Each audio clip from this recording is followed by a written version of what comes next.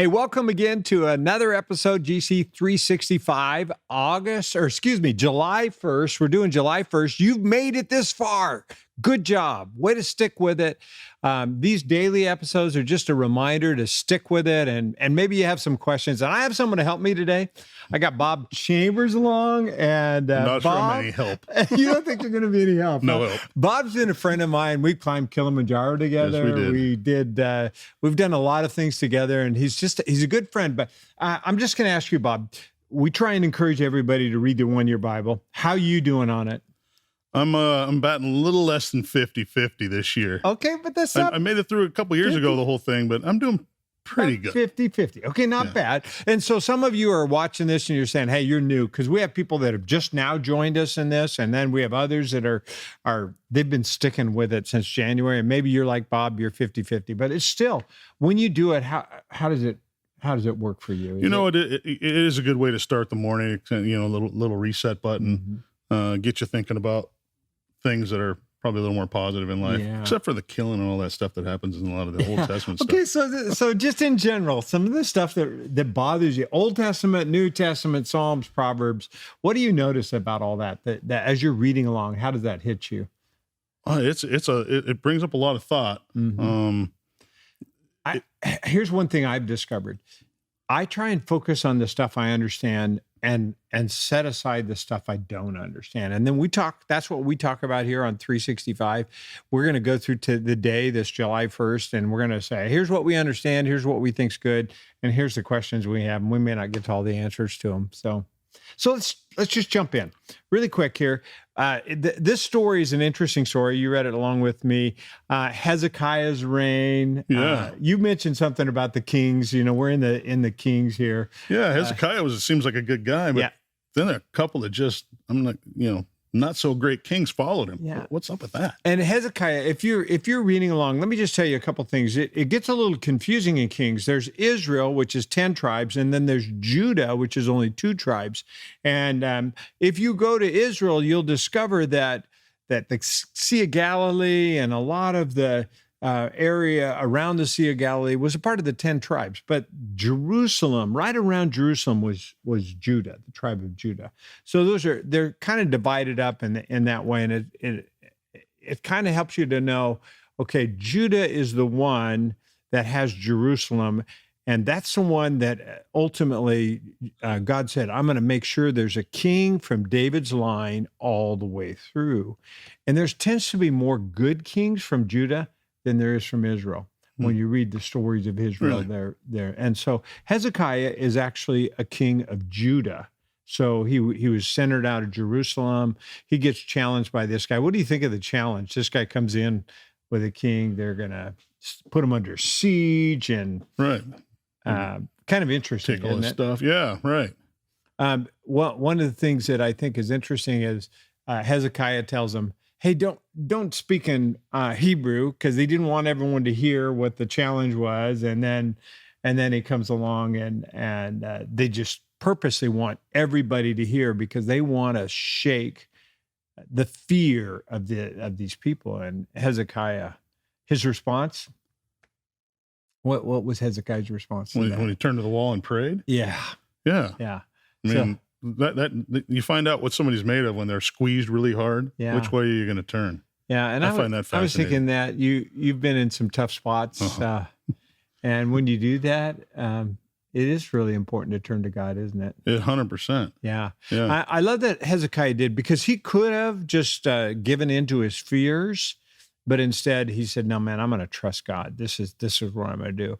Well, the cool thing is that we know the end of the story is that Hezekiah gets delivered, but you can read that in the days to come. But it's really cool to think about. He didn't know that at the time, that he just put his trust in God versus giving into his fear. Mm-hmm. So if you're afraid today, don't give into your fear. Now let's just switch gears. Go to Acts. The story of Saul is kind of interesting, isn't it? As in particular, this week we're reading about where Saul is on his way to Jerusalem. Mm-hmm. Seems like he had a death wish, didn't it? Yeah, it did. And everywhere he goes, it seems like he's He had it tough. He didn't have a really good calling. I mean, No, he got beat up. yeah. He got and all this. In this case, he shows up in Jerusalem, and they tore him apart, didn't they? Yeah, It was a bad deal. Yeah, the soldiers had to put him up on their shoulders to save him from the angry crowd. So I'm curious. That's not a place I want to go, Dan. No, We're not going there. I know. I'll follow you some crazy places. So I'm curious, if you're Saul with this calling, and you have these Ephesian leaders come to you and say, "Don't go to Jerusalem." Yeah, I'm not going. Why do you wouldn't go? I wouldn't go. Why do you think he kept going? Why do you think he's he really got a lot more faith than the average man? Yeah, he probably did. There was something in him that felt like he had to do this, and it's interesting. He always wanted to go to Rome, and it's fascinating to me that the way that he gets to Rome is by getting arrested in Jerusalem. Yeah, that's not my way to go. Yeah, but here's a cool thing: when you're in jail, you don't get beat up as bad anymore. And he wasn't whenever he was not in jail, they kept stoning him and whipping him and all that. So I loved watching the story, though. This guy was a man of faith, wasn't he? Yeah, for sure. He was. Yeah. I look forward demonstrated. Yeah. I want to do this. I haven't told you this yet, Bob, but I want to take a group of people and go where Paul went. Audrey and I want to do this. Are you in on that? I'd love. I don't know. It's like Turkey. I want to have my own map, because if I follow you, we're going to get lost.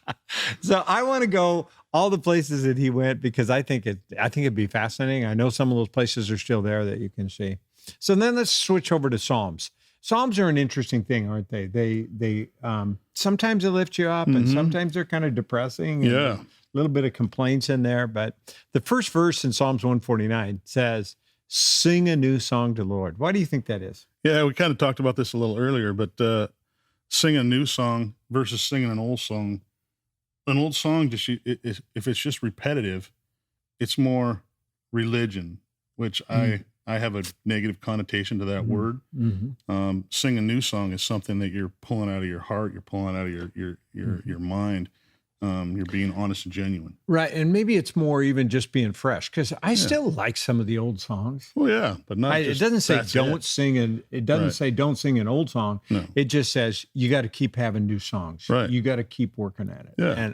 And I love that. And so if you're watching today and you love music, especially Christian music, I love that there's always new stuff coming out there. Pablo's teaching us new stuff all the time, isn't he? Yeah, we got some new stuff coming through. Yesterday I was singing one of the songs over and over again in my mind as I got through with listening to worship that day.